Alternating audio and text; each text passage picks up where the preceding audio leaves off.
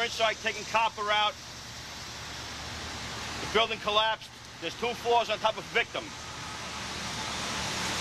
There's a search dog coming to the scene.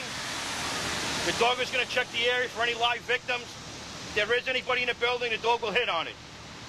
We know right now we're definitely going to need another piece of apparatus here because you know we can't do this ourselves. And we do need more personnel. So what would happen is we want a truck that would come to the scene that's prepared to do a lot of lifting and has a lot of jackets and cribbing. What we would do in a situation like that is, number one, we want to appoint a safety officer.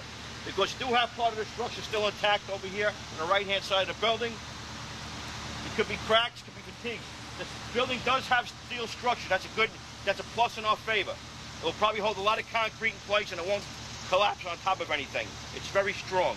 Brian Sammartino was going to be the safety officer. His job is to actually check the whole perimeter of the building. Once he determines that there's no structural cracks, we'll then proceed to call in for our support.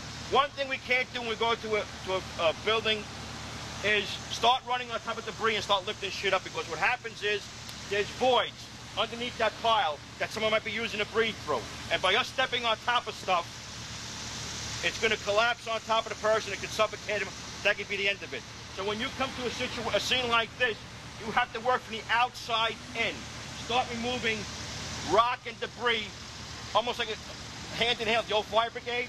One person hands a block to another person, so on and so forth. You just can't converge on there and start walking on top of things, because that will do most damage. And it is a tedious job, and you're going to need a lot of resources and a lot of personnel. We just can't do what we have here. Even with a whole department, you're going to need a lot of people, because in today's heat and the gear we have to wear, guys are going to be getting pretty hot. So what we're going to do right now, we're going to...